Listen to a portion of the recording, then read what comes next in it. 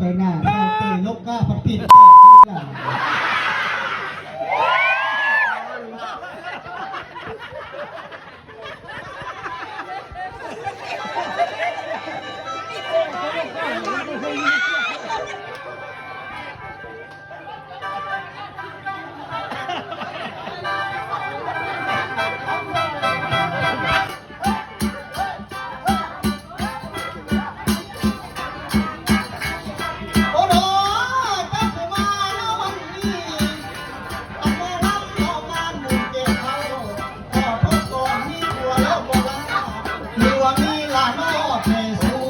อันผัวเจ้าอยู่แต่เฮือนคุณน้อง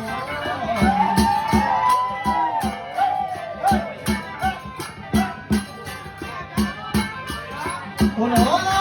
อันทำงานแล้วน้องมาก่อนเจ้าอันสั่งใจบอกค่อยแน่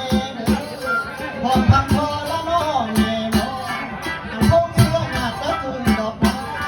แนวหลังมาน้องก็ให้พูดก็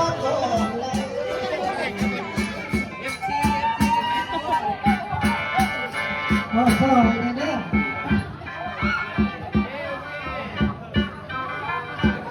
โซ่โซ่โอ้ยหมอลำจันน้อยงามกระโดดลำม้วนกระโดดโอ้ยอยากพูดเพลินงานคนนี้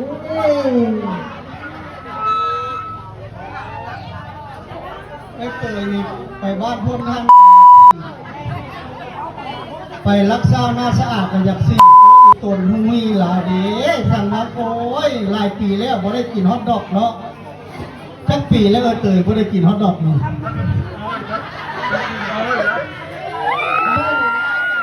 จะน้อยจีเดี๋ยวบอกให้เอาหมูไปข้างให้เด้อพี่น้องเด้อมาเจ้าเฮ็ดก็จะชื่อมาจะกินส้มโอ้ยอย่าสัวกระดักกระดออะไรเด้อนกแต่มื่อนี้มันตายแล้วนกแต่ก็เป็นความหัวสร้างโอ้ยปะตะเป็นแม่ห้างหีจะคืนเลยกันน้อยเลยใช่ไหมพี่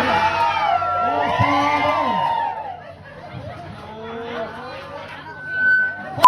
แม่จะมาแลกแลกสมัครไงคุยไงกับบตีซ้ำบริยานมันโมเมนต์เล็ด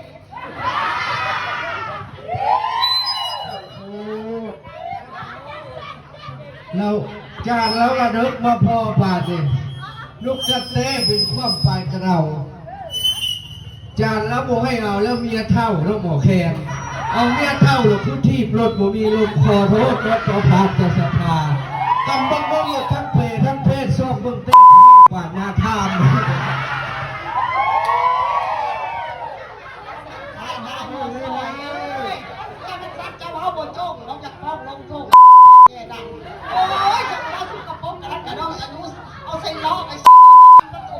เอาขี้ได้ชาดิจานนั่นจานเขาคิดมาอยู่บ้างพอเชื่อมาซอยต้อนเด้อเชี่ยวเอ้ยมาซอยแบบบสุกปกให้เองทางนะเชี่ยว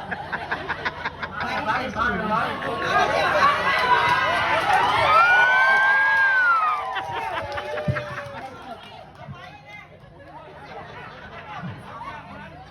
อันนี้โมเมนต์ซอยเด้อที่แจ้งข้าวให้ท่านผู้ใดอยากได้สิ่งได้ของไปห้างสรรพสินค้า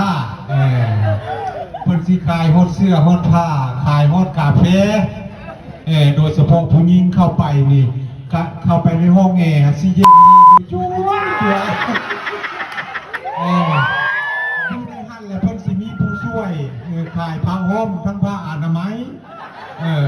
พวกคนไทยเขามักว่าโกเต็กกันนะ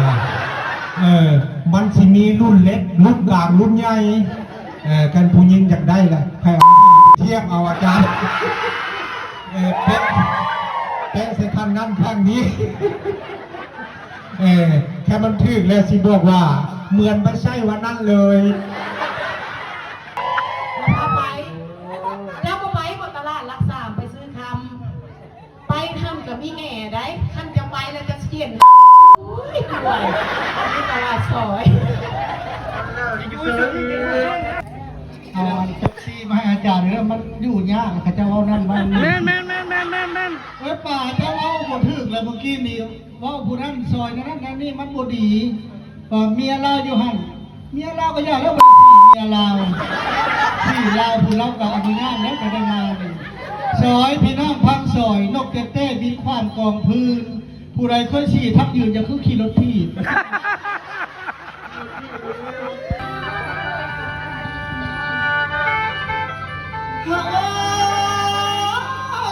เด็กมาพอโลกปานนี้เพื่อลงเกมไอ้ต่อยเอ้ยเป็นหัวให้มันคอนหัวกระถึงแล้วท้ายกระถึงแล้วท่านว่าเมื่อสิลงจมน้ำกระโบตายหรอกนะโอ้ยมาล้ำมือนี่บ่เป็นยาใส่ขมากแล้วเป็นหักไม่ผัวใครกระบดีสองสามคนเว้าหลอกแกงทะเลเป็นกองตัวอยู่อาจารย์ตายย่อทำเอ้ยสั่งเอาเหลือเที่ยวนั้นโอ้ยเที่ยวไปโมหูเหตุออกมา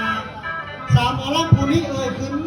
ว่าแต่เจ้าอาจารย์น้อยบ่เลี้ยงผัดตายเกี้ยงกันแต่หึงแล้วโอ้โหสองสามวันนั่นนี่เดินหาแต่ทำเจ้านั้นวันเอ้ยเจ้าพบาอาจารย์น้อยเจ้าบ่มีกระแจไข่พนังน้องพันบ่เอาท่านกระเจน้อยๆบอกข้อในเงี้ยหูว่าบ่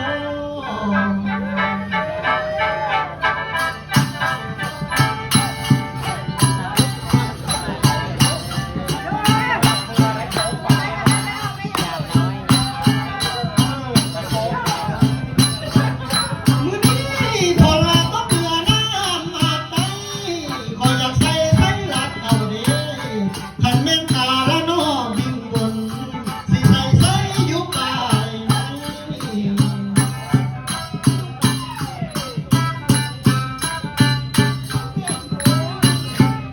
น้อยหนาหมอลำเลียวแล้วน้อเห็นน้องเลี้ยวให้ลูกกันน้อสนสีสนโอ้ยเลี้ยวเห็นสนสีแซ่บเด้อาจารย์น้อยขึ้นบนเลี้ยว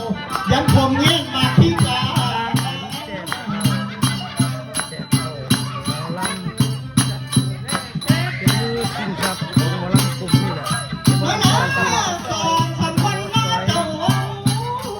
ว่าเจ้าเบลกับน้องพาให้อาจารย์น้อยขึ้นใจ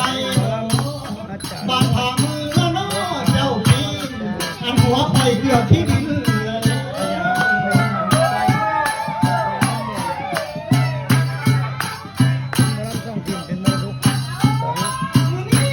สาวน้ำโมลีโบราใจบ่น้ำขยะขาบานตายิ้มเลย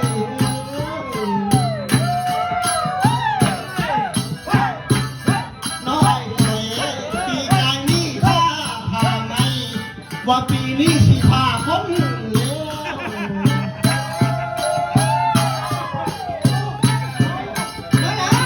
มันไปท่าดงมันนอกผ่าดาวสิรถพาทางไหนก่อนเด้ออันยิ่งลายเจ้าใจ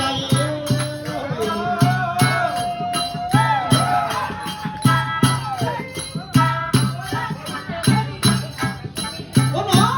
แต่มาลังน้อเจออย่าด้านคิดแก่มีน้อดวง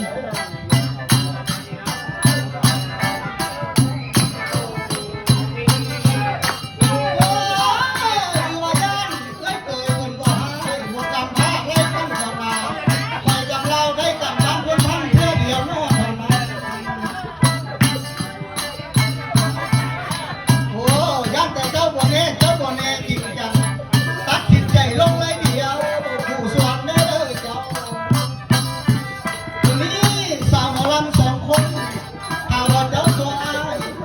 คอยเสียหาตำรวจมาบ่ายนายทหารเมืองหนองรบมาจับผู้ไปเดี๋ยวนี้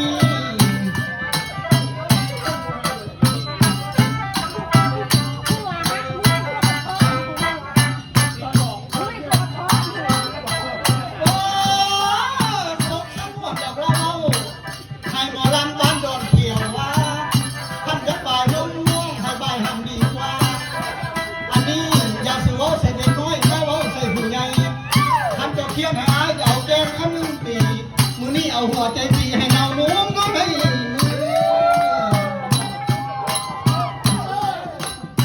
อันนี้น้องไอ้ต่อย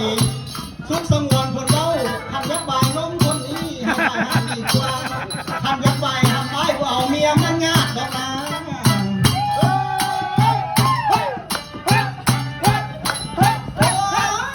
ไอ้ไงหมอสวยเอ้ยอยากยังไงแต่ที่เพื่อนสิใบลิ้นตังจะนำ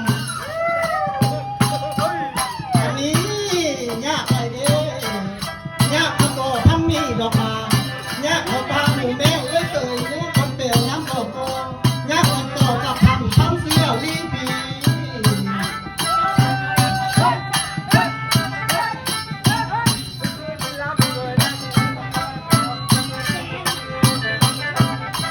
โอ้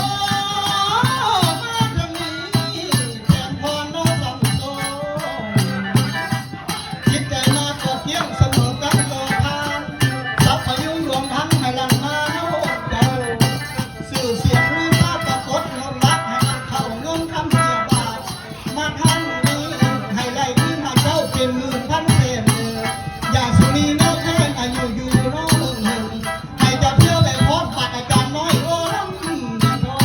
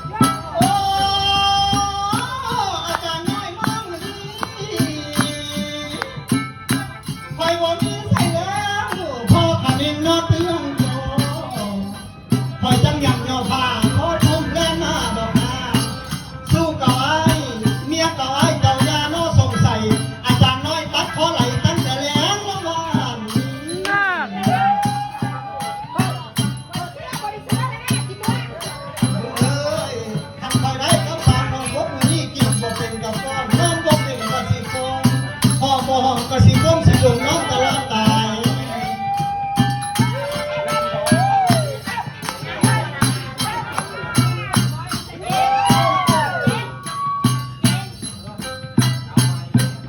แล้วนะ